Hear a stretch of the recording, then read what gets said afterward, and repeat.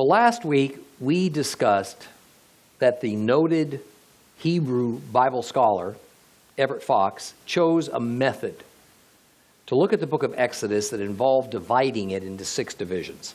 Now today we enter the first division that he calls the Deliverance Narrative. It starts at Exodus 1:1, continues through chapter 15. So for the next month or so, we're going to be looking at all that God did to gain his chosen people's release from Pharaoh, beginning with the rescue of the infant Moses from the Nile, ending just after the parting of the Red Sea, which completes Israel's escape from the hand of Pharaoh. Now, just for you note takers, the second division that Mr. Fox calls the wilderness starts at the end of 15, goes through chapter 18. Part 3, Covenant and Law, starts at 19, goes through 24. Part 4, the plan of the wilderness tabernacle, begins at chapter 25, goes through 31. The fifth division, Infidelity and Reconciliation, starts at chapter 32, goes on through 34. And finally, the building of the tabernacle starts at chapter 35, runs to the end of the Exodus. So let's read Exodus chapter 1 together. If you have a complete Jewish Bible, it is on page 60. Exodus chapter 1.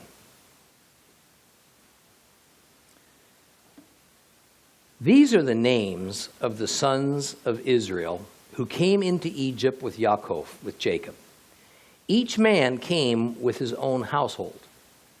Reuven, Shimon, Levi, Yehuda, Issachar, Zebulun, Binyamin, Dan, Naphtali, Gad, and Asher. And all told, there were 70 descendants of Yaakov, and Joseph was already in Egypt. Now Joseph died, as did his brothers and that generation. The descendants of Israel were fruitful and increased abundantly and multiplied and grew very powerful, and the land became filled with them. Now there arose a new king over Egypt, and he knew nothing about Joseph, but said to his people, "Look, the descendants of Israel have become a people too numerous and powerful for us. Come, let's use wisdom in dealing with them. Otherwise, they'll continue to multiply, and in the event of war, they might ally themselves with our enemies and fight against us and leave the land altogether." So they put slave masters over them to oppress them with forced labor, and they built for Pharaoh the storage cities of Pithom and Ramesses.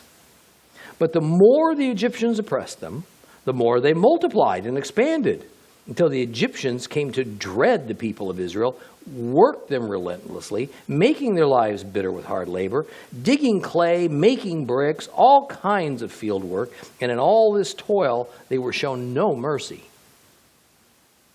Moreover, the king of Egypt spoke to the Hebrew midwives, one of whom was called Shiphrah, the other Puah. "When you attend the Hebrew women and see them giving birth," he said, "if it's a boy, kill him. If it's a girl, let her live." However, the midwives were God-fearing women, so they didn't do as the king of Egypt ordered, but they let the boys live. And the king of Egypt summoned the midwives and demanded of them, "Why have you done this and let the boys live?" And the midwives answered Pharaoh, "It's because the Hebrew women aren't like the Egyptian women. They go into labor and give birth before the midwife arrives." Therefore, God prospered the midwives, and the people continued to multiply and grow very powerful. Indeed, because the midwives feared God, he made them founders of families. Then Pharaoh gave this order to all his people: "Every boy that is born, throw in the river, but let all the girls live."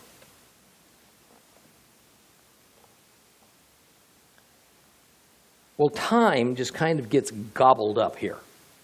Between the last verse of Genesis and the opening verse of Exodus, a period of somewhere around 350 years has passed. And the first few verses of Exodus are kind of a bridge between Genesis and Exodus. The thing is that Genesis is not the end of one story, and Exodus the beginning of a new one. They are linked, such that one flows into the next. Exodus is a continuation and a progressive revelation of what was begun in Genesis. So, we are reminded that Jacob and all 11 of his sons that lived with him up in Canaan, along with all their family members, came to live in Egypt. But Joseph was already there. In total, there were originally 70. Now, here's the thing.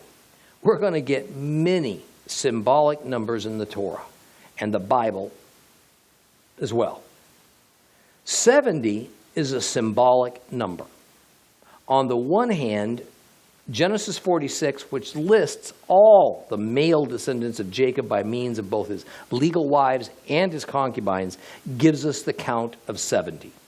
However, as we discussed back when we studied that chapter, the number presents problems because it includes 2 of Judah's sons who died at the hand of God in Canaan, as well as Joseph and his 2 sons who were born in Egypt.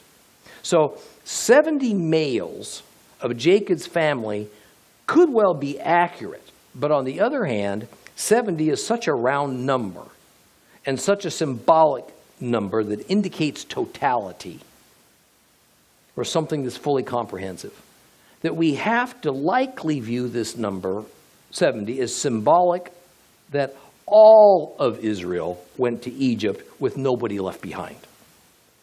Now consider this. We know from Genesis 34 that when the sons of Jacob killed all the males of Shechem in retribution for the rape of their sister Dinah, they took all the women and children as slaves and as concubines. Understand that from an ancient Middle Eastern perspective, these women and children became part of Israel. Further, this number of 70 counts only males. There were at least as many females, and usually there were significantly more females than males in ancient populations because the men were killed in battle or injured on their jobs or some such thing. Therefore, the total actual number of people who went down to Egypt, those who would be reasonably labeled as Israelites, was probably around 200 or so.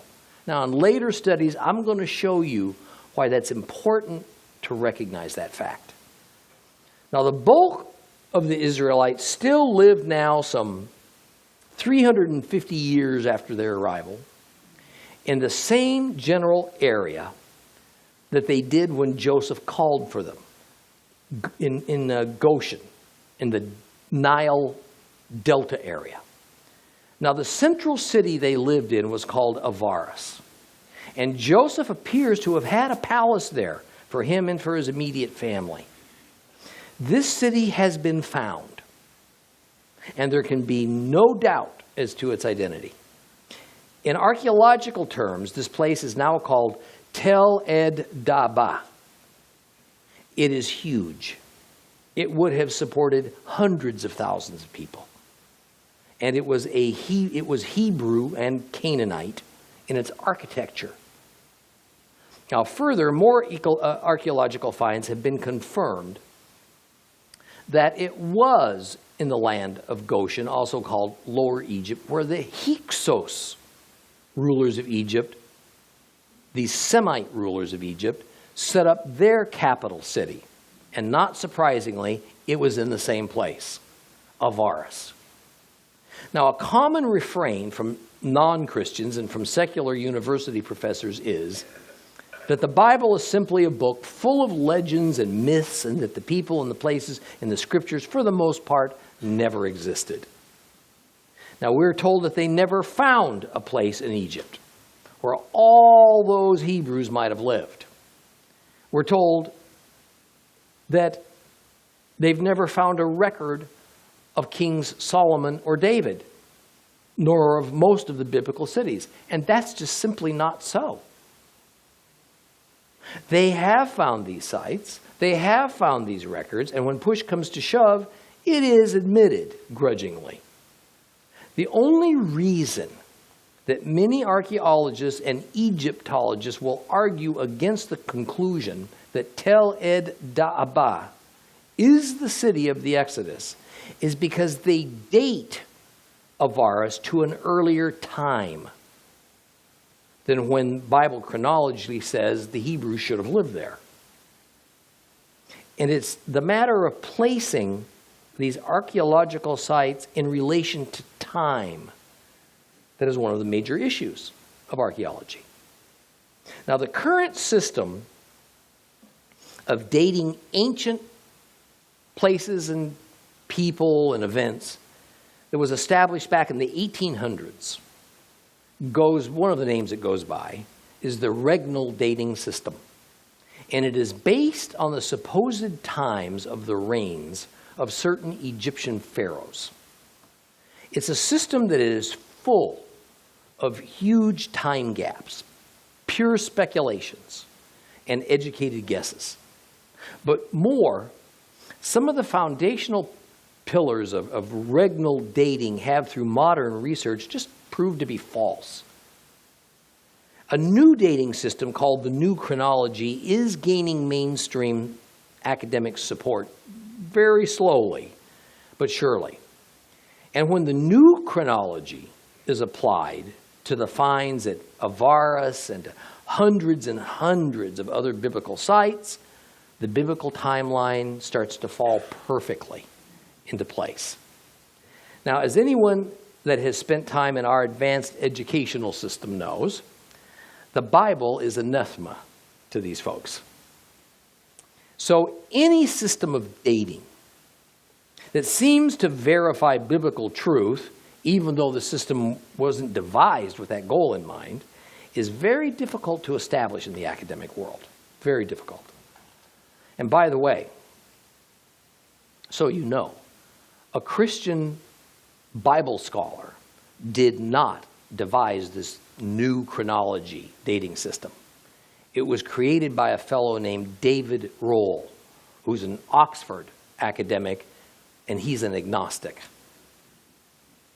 Now, since the academic world of archaeology had some time ago determined a better dating system was needed, he took the tact that while he doesn't acknowledge any spiritual element of the Bible, that there's no reason to assume that the historical accounts written in the Bible are inherently false or inaccurate.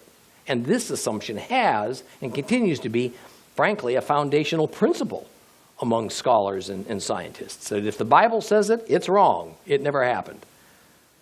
Now, I detoured a little to tell you this because I want you to know that when we're reading Exodus, these people and places actually existed, the events actually happened, and many proofs of this have been found, and more are constantly being unearthed. Now, we're told in verse 6 that Joseph died, and along with him all of that generation, that is, all of his brothers and sisters. Now, we need to picture that generation as, if you would, the immigrant generation. Now think for a moment just what that means. Practically every one of us born in this room is a natural-born American. However, our parents, maybe our grandparents, were probably immigrants. They came here from someplace else to start a new life. And their experience in America as immigrants who just got off the boat is quite different than for those of us whom they produced. We know nothing of the foreign country our immigrant ancestors knew. We have only known America, American culture. That second and third generation of Israelites, then, you see, was quite different from those who journeyed down from Canaan. Those who had come to survive that great famine thought of their stay as just for a while, just till we get by this. The next generation had little to no thought of going back to Canaan. After all, Egypt was the only home they ever knew. So they were quite comfortable in Egypt. Now, what God through Joseph had begun, Joseph's death did not end. Verse 7 says that even after Joseph died, the Israelites continued to prosper and grow in number, and they spread out exceedingly. Yet it was this very purpose of God, this amazing fruitfulness, that was going to lead Israel into a confrontation with a future Pharaoh, an increasingly paranoid Pharaoh. Now, these Hyksos rulers, those Semites from somewhere in the Middle East who were the rulers of Egypt during the time a little before and contemporary with, and then for about a century after Joseph, they continued to favor the Israelites. After all, they were cousins.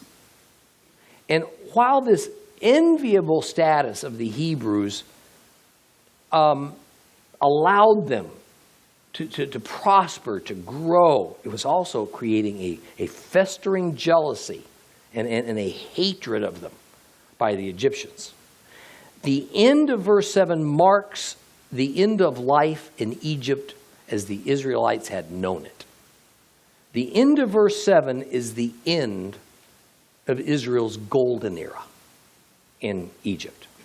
Now, before we move on into the next era of the Hebrews' time in Egypt, this might be a good time to take out our magnifying glass and look at how Israel was currently structured from a human society standpoint. Because beginning now in Exodus and then running out throughout the remainder of the Old Testament, it is assumed that we all understand ancient Hebrew societal structure, because they're not going to talk about it too much more. You're going to get it now, or you're not going to get it at all.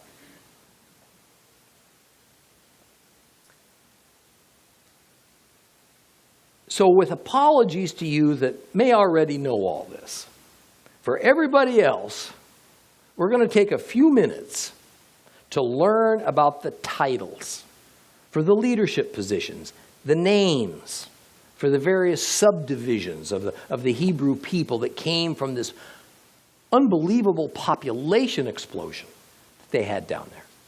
And if we can learn what they are, each term referring to, we're going to glean some extra understanding every time these terms are used in our studies. Now, let's remember that the nation of Israel was founded by and named after Jacob, who God renamed to Israel. In those days, the name of a new nation, which is nothing more than a new people group, was taken from its founder. Jacob went on to have 12 sons, then, who formed the first subdivision of Israel. Each of those 12 sons would eventually establish their own tribe, their own branch, if you would, of Israel. And of course, each son would be the ruler of that branch, that tribe. Now, these 12 tribes then each produced children who were the next subdivision. And that next subdivision is what the Bible generally refers to as clans, sometimes as families. And as each of these clans or families went on to produce children, those children would mature and produce the next generation or subdivision that the Bible calls households. In more familiar Western terminology, Jacob was the father, the 12 sons the children of them grandchildren, and their children the great-grandchildren. But the Bible used different terms for each of these generations. So Israel was the nation, while the 12 sons were the 12 tribes that formed that nation.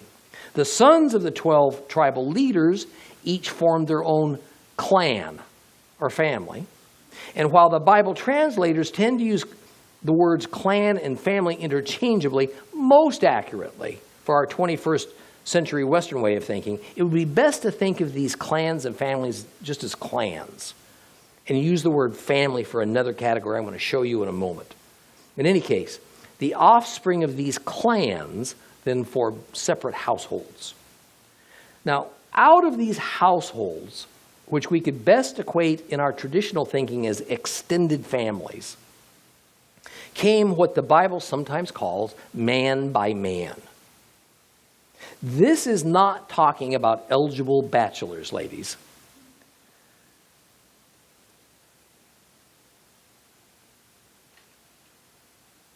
Rather, I think this would best be considered the equivalent of our modern day, I think they still call it, nuclear family, the smallest family unit.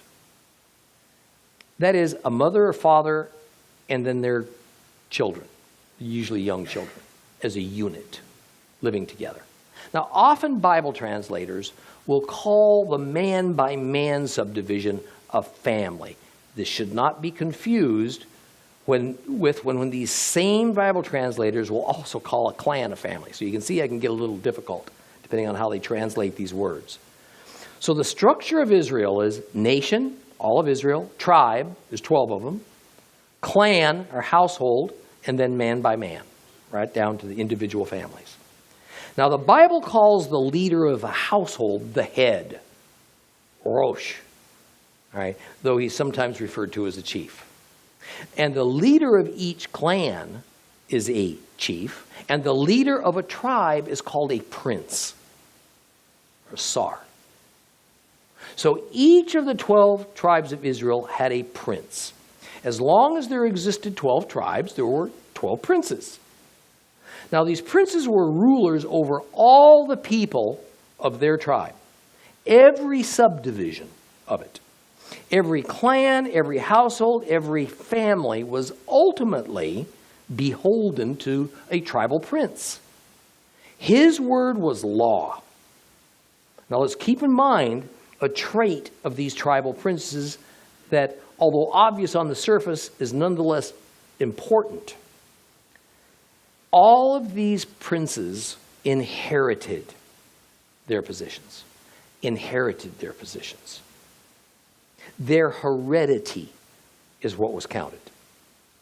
While an outsider, whether from another Israelite tribe or even a foreigner or non-Hebrew, could at times be accepted as a member of a tribe, this outsider would never be allowed to become the prince of that tribe. Because absolute proper genealogy, traceable all the way back to Jacob, but even to the proper original son of Jacob, that is the proper tribe. This was required of each succeeding generation to become the prince of that tribe. So the order of prince, chief, and head, this formed the hereditary aristocracy, if you would. That is, when it came to authority, it was, as that old TV series used to be called, it's all in the family. Interestingly, operating in parallel was another class or category of leadership and authority, a sort of elected or appointed class of leaders. And this class of leaders was representative of the common people of the clans and the families and the household, and they were called elders and officers. Often a word substituted for officer is scribe. Now, this class of appointed or elected leaders operated under the authority of the tribal leaders. There's absolutely no way, for instance, that you would ever remove a prince or a chief from his position, except perhaps through assassination, because his position is given to him as a birthright. Therefore, it was unchangeable, it was permanent. But elders, officers, scribes, they could be removed legitimately from the position if there was enough displeasure on the part of the people for whom they were selected to serve, or if they upset the tribal leadership. Typically, elders and officers and scribes developed their own pecking order. They were further subdivided by their exact duties and a simple management hierarchy like we're all kind of used to seeing at wherever it is we work. I mean, you know, a little fish reports to a big fish, and then that big fish reports to a bigger fish, and so on and so forth. Now, I want you to keep this handy as we go along. These titles and understanding structure and pecking order was really important to the decisions that went on within Israelite culture. And when the Bible uses terms like prince or chief or tribe or clans, these have a very specific meaning. These are not interchangeable words, they're not parallels, and they're not synonyms. Anyway, let's continue in Exodus. As I mentioned earlier, verse 7 ends and verse 8 therefore begins a new and far less happy era for the Israelites in Egypt.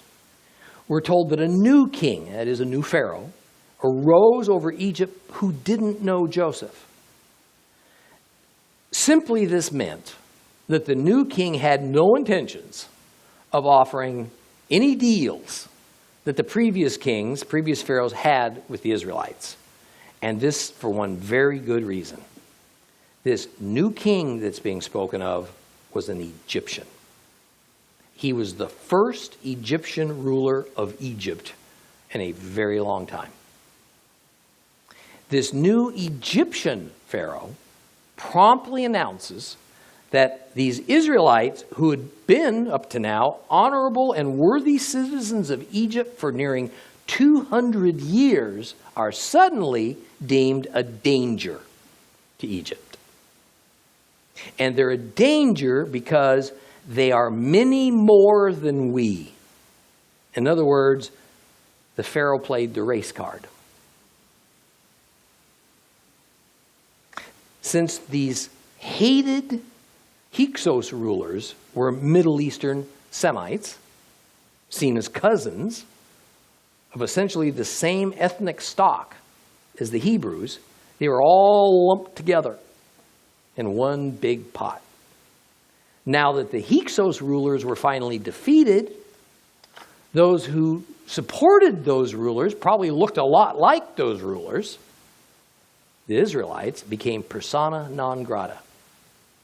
They would bear the brunt of Egypt's newfound nationalism and their growing paranoia. So, are we to take it that the Hebrews at this point actually, literally, outnumbered the Egyptians, which the Pharaoh says they did in verse 9, or was the Pharaoh exaggerating? Well, yes and yes. While the Hebrews were numerous and they lived throughout Egypt, they were highly concentrated in the land of Goshen. And they well could have outnumbered, probably did, outnumbered the Egyptian nationals there. But when you consider Egypt overall, best estimates are that the Israelites would not have represented more than somewhere around 25% of the entire population of Egypt. But boy, that's still a pretty substantial number. Now, it is ironic, is it not, and completely indicative of the ongoing battle between God and Satan, that what God counted as a blessing, the incredible fruitfulness of Israel, Pharaoh counted as a curse. And so the confrontation between good and evil begins. Pharaoh's in a bind. He hates those Israelites, and he fears those Israelites, but he needs those Israelites. He needs them as Egypt's workforce. They are the key to the Egyptian economy and for the hoped-for return of Egypt to a position of becoming a regional power. The solution? Subjugation. Control them. Control these Hebrews. Use them for what they're good at. But keep their population in check, and you sure don't want to let them leave. Don't get the idea, by the way, that the Egyptian population began taking these Hebrews as their house slaves. Rather, it was that the Egyptian government conscripted the Israelite males especially, as work gangs for their building projects. It was rather like being drafted into the army, except that there wasn't any pay. And in fact, what Egypt did was to conscript Egyptian males in order to create a loyal nationalist military to protect their nation from invasion. At the same time, it was conscripting these bothersome Hebrews as the nation's civilian workforce. Interestingly, there is no evidence that Israelite women were included in this slave labor scheme because the work that was required was pretty much male work, making mud bricks, then constructing houses and buildings, also constructing and maintaining a vast network of canals and waterworks, irrigation projects, building new roads and military fortresses. The Hebrews became the primary group of construction labor in Egypt, and their lives became miserable as a result of it. Well, to a degree, the new king of Egypt's plan worked. The construction projects brought the country back to glory, and the enslavement of the Israelites controlled their movement. But another aspect of his plan failed. Rather than reducing or holding in check the Israelite population, the more the Egyptians oppressed the Israelites, the more children these Hebrews seemed to produce. And the more children the Israelites produced, the more paranoid it made the Pharaoh and his brain trust. So here we see one of the God patterns emerge that's going to continue until Christ comes again. The more you persecute God's people, the more fruitful they're going to become. Israel never grew more or faster. And the body of Christ never grew more or faster than when under the worst persecutions. If Israel had just given up and decided to fully assimilate into the Egyptian society, they may have avoided persecution, but they would have foregone fruitfulness. And as long as believers continue to want to take the easy road, to look more and more like the world so we can avoid persecution because of our identity with Yeshua, the less fruitful we're going to be. So it has been. So it's going to be forever. It's simply the way God's economy works. We have no ability to alter that, by the way. So worried and frustrated was this unnamed Pharaoh that he did something desperate, something that in some ways would be counterproductive to all of his grand purposes. He ordered those who the Bible calls the midwives to the Hebrews to cull the Israelite stock. The plan was that if an infant they assisted into the world was a boy, they would immediately kill it. Yet had Pharaoh actually succeeded in all this infanticide, he would only have reduced the workforce available for his aggressive construction aspirations. Well, his plan didn't work. These midwives who knew and feared the Hebrew God didn't obey the Pharaoh. Civil disobedience. In fact, what we have here is essentially the first recorded instance in the Bible of civil disobedience in order to obey God's morals and ethics, which are often in direct opposition to men's morals and ethics. This rather brave defiance was conducted by women. Men. The two women named here as midwives are Shiphrah and Puah. Without doubt, they must have been something like the senior midwives in charge of many more midwives, because two would never have been enough to handle probably what was hundreds of daily births taking place among the Israelites all over Egypt. Now, being a midwife was actually one of the few professions open to women in that era. It was respected, it was valued, and it was needed. Now, a midwife primarily was there to assist the woman in her labor, to cut the umbilical cord, to wash the newborn, rub it down with salt. And in the case of twins, it was the midwife who would testify as to which one was born first. Naturally, when which of a set of male twins came out first was most important, because the one that came out first would receive the firstborn blessing. The second to arrive would not. So midwives were held in high esteem. Their function was vital. Midwifery was also quite organized, and the midwives were paid by those whom they served. There was a midwife guild. Probably Shifra and Puah were head of the guild, which is why Pharaoh would specifically summon those two, not just a couple of common midwives. Well, as an interesting aside, many Bible scholars doubt that these midwives were Hebrews. The Hebrew wording of the sentence makes it a little bit ambiguous in that regard, because the words can be taken to mean Hebrew midwives or midwives of the Hebrews. But this conclusion is drawn for a couple of reasons. First, it's unimaginable that the Pharaoh would have been so dumb as to honestly expect Hebrew midwives to kill their fellow Hebrew newborns. Second, these women in verse 19 obviously know something about how Egyptian women experience the birthing process, as they comment that Hebrew women give birth faster than the Egyptian women.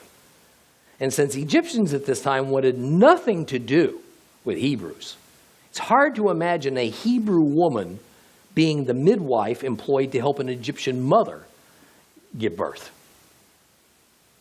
Very probably, Shifra and Puah were Semite women, but not Hebrews.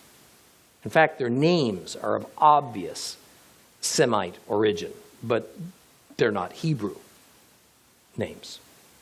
Now, we should also take note here that in spite of the distinctly male-oriented world of tribal society, and I'm sure many of you ladies would say not much has changed since then, the Torah makes these two women into honored heroines.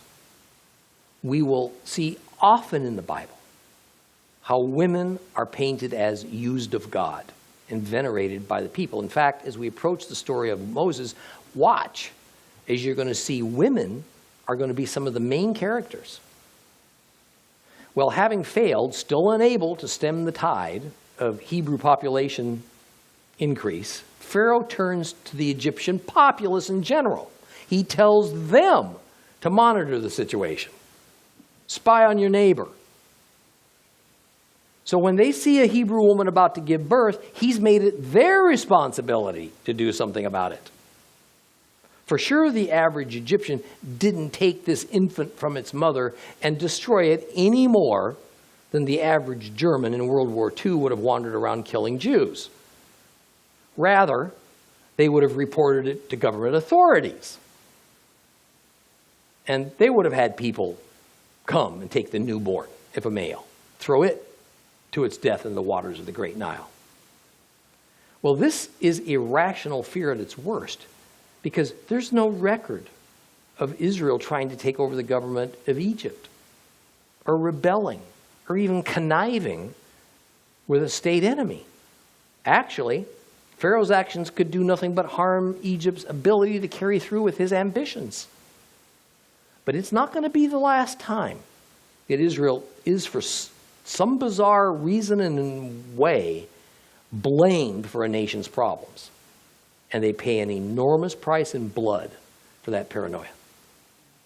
In fact, this behavior towards the Jewish people will become a pattern throughout history and right up to this day. Now, one more thing, and we're going to end the first chapter of Exodus. Remember I told you about Hebrew word patterns. And I named 4 words that recurred in various forms throughout Exodus. Now, we're going to run into one of them here in Exodus 1, and that word is serve. However, our English translations kind of mask this recurrence by translating the same basic Hebrew word in several different ways. Look at verses 13 and 14. Look at 13 and 14. Most of our Bibles will say something to the effect of making the Israelites do hard labor, work imposed on them, rigorous labor, something like that. Now, usually the English word chosen in this section of Exodus is labor, but the original Hebrew root word is abad. Abad. Various forms of abad are used 5 times within the verses 13 and 14. 5 times. So if we took these verses in their most literal Hebrew sense, bringing with it the Hebrew word style and intent to make a point by the repetitive use of the word abad, it would read like this. So they, Egypt, made the children of Israel subservient with crushing labor. They embittered their lives with hard servitude in brick and mortar, and with all kinds of servitude in the field, all their service in which they made them subservient with crushing labor. That's how it would sound. When this Hebrew word pattern is uncovered, we can see an important scriptural principle emerge that otherwise is pretty obscured. It's this. Whom you serve determines the nature of that service. Whom you serve determines the nature of that service. When we serve God, all of our service is voluntary to Him. It's positive, it's good, it's lovely, it has an eternal quality of truth and light. When we serve Satan, in this case through Pharaoh, but often it's through serving ourselves, our own desires, what we are participating in is servitude. Forced, negative, evil, not fruitful.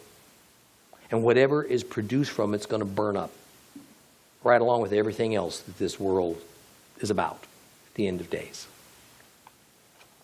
At this point, verses 13 and 14, in Exodus we see only the negative side of the word serve, of abad.